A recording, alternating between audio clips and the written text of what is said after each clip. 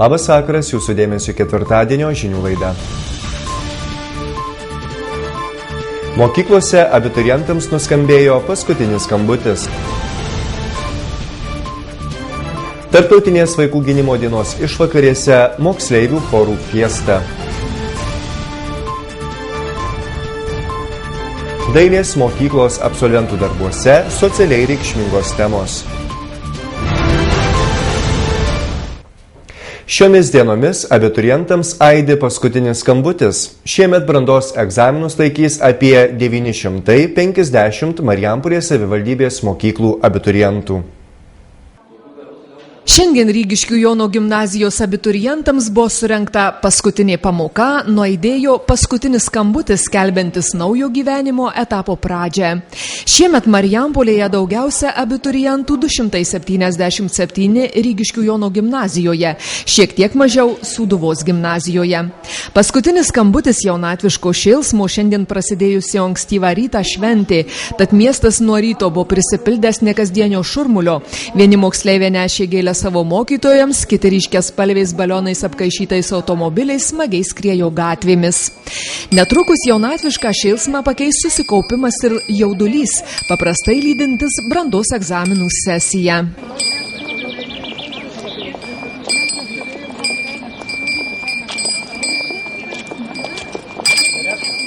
Kiekviena laida pasižymi kažkuom tai. Ir šioje laidoje turim labai gerų abiturientų, kurie, sakykime, garsino gimnaziją ne tik Lietuvoje. Pavyzdžiui, abiturientė Augustė Ragelytė dalyvavo ir pasaulinė geografų olimpiadoje. Šių metų respublikinė geografų olimpiada jį laimėjo aukso medalį. Aš galėčiau išvardinti ir daugiau abiturientų, bet nesinori, galbūt kažko nepaminėsiu. Ir iš tikrųjų laida yra gera. Tai yra 146 Rygiškių Jono gimnazijos abiturientų laida. Pirmiausia, tai norėčiau palinkėti labai gerų egzaminų rezultatų, nes nuo jų priklausys tolimesnė ateitis, studijų programas, kurias pasirinks abiturientai, priklausys, ar tai bus valstybės finansuojamos studijos, o gal reikės už jas mokėti. Palinkėsiu visiems abiturientams susirasti savo tinkamą vietą. Direktoriaus žiniomis apie 20% mokyklos abiturientų žada studijuoti užsienyje, kiti renkasi Lietuvos aukštąsias mokyklas. Tačiau mokyklos vadovą neramina mažėjantis moksleivių skaičius. Štai išleidžiame, kaip minėjau, 277 abiturientus, o kiek sulauksime pirmokų, sunku pasakyti. Galbūt jų bus tik 200, gal 220, gal truputį daugiau, bet tokio skaičiaus pirmokų gimnazistų, kiek išleidžiama abiturientų, tikrai nebus. Marijampolės savivaldybės mokyklas baigia 950 abiturientų. Šiemet laikyti brandos egzaminus registravosi apie porą dešimčių moksleivių mažiau nei pernai. Visi jie pirmadienį laikys privalomą lietuvių kalbos ir literatūros egzaminą. Švietimo ir mokslo ministerijos duomenimis šiemet mokyklas baigs apie 33 000 abiturientų.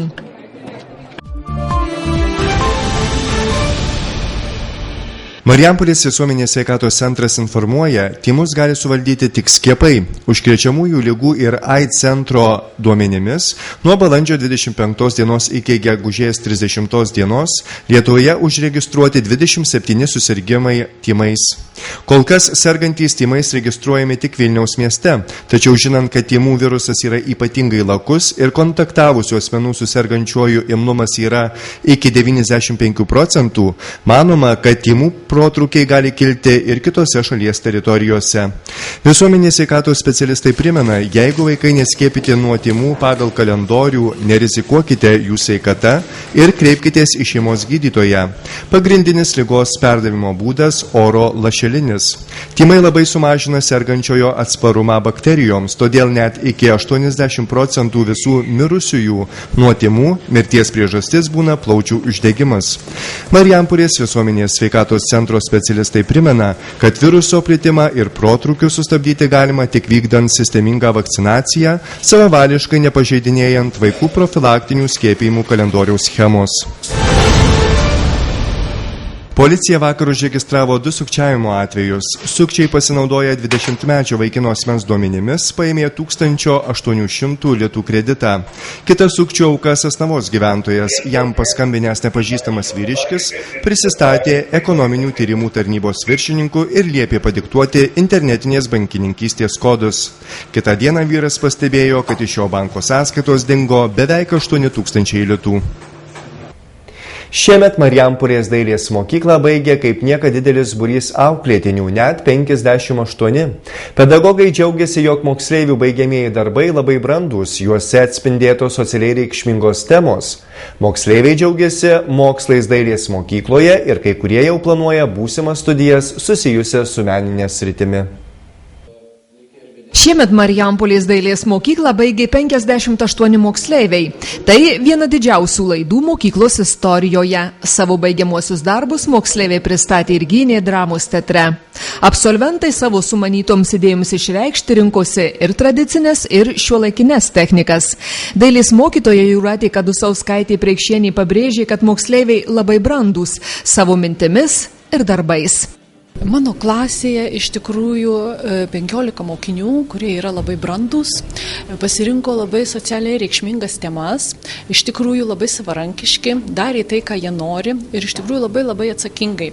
Be galo džiaugiuosi savo mokiniais, nes manau, kad iš tikrųjų auga asmenybės, išskirtinės ir galbūt mes jų pavardės dar išgirsime ateityje, jei ne meno pasaulyje, tai galbūt kitose srityse. Mintys išskirtinės tuo, kad vaikai galvoja apie gyvenimo prasmės problemas, apie būties problemas, apie vietą savo šiame gyvenime.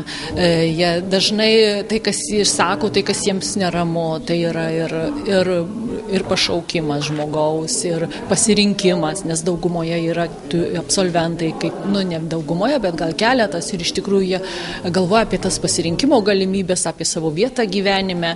Na, taip pat, aišku, yra svarbu ir tie meniniai dalykai, tų meninių formų įvaldymas. Dauguma demonstruoja labai puikius įgūdžius tapyboj, komponavime, piešime. Mes pristatom savo baigiamąjį darbą, kurį darom 1 pusmetį ir 2 geriausius savo darbus, tai yra tapybos ir piešimo.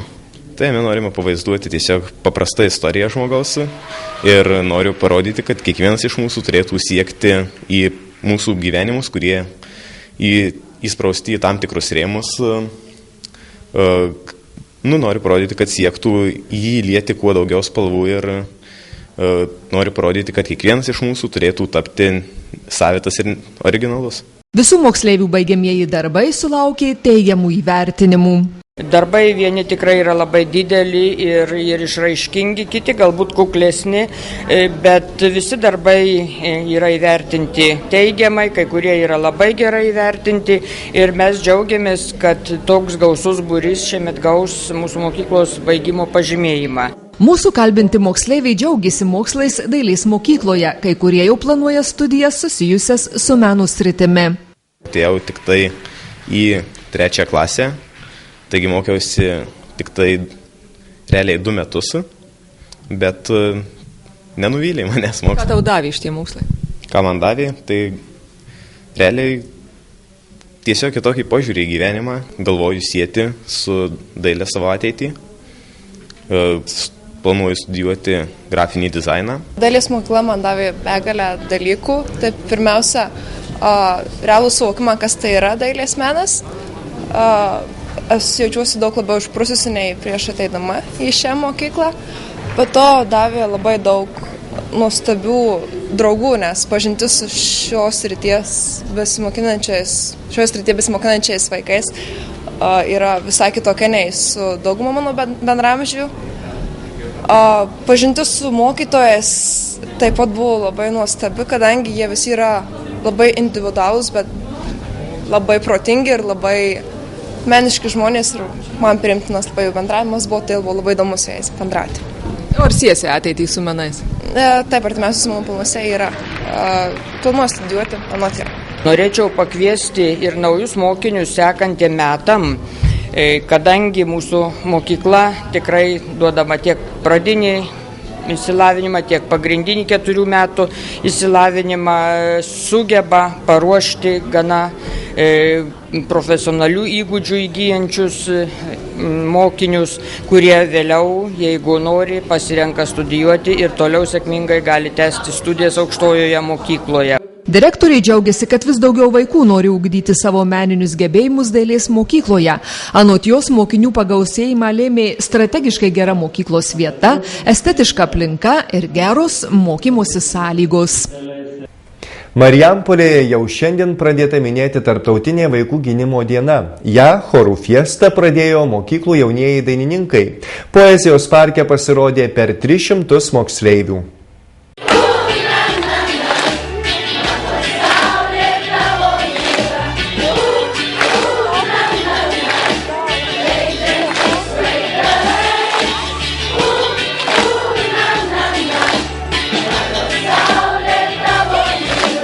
Šiandien poezijos parke visą popietę skambėjo muzika.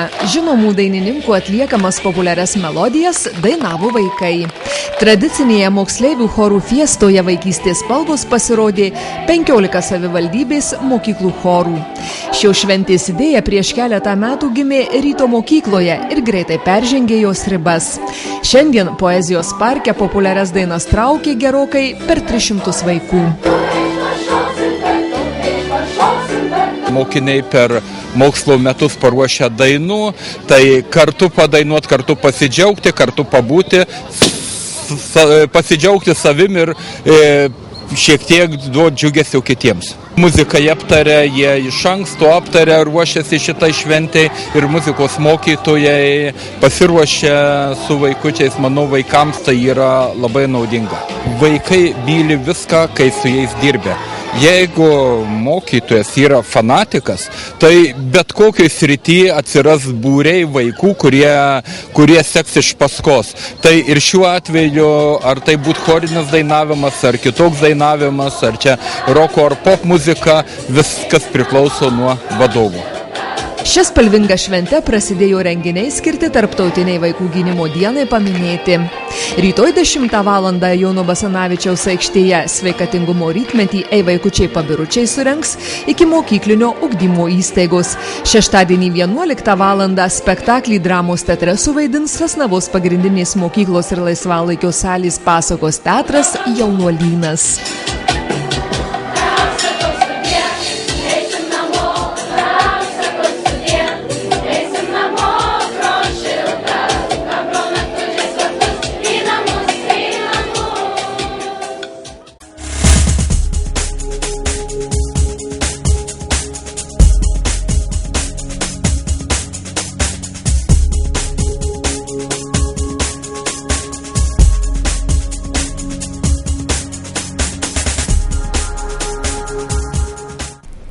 Tai tiek naujienų paruošėme šiandieną, su jumis atsisveikinu linkėdamas gražaus vakaro. Sudie.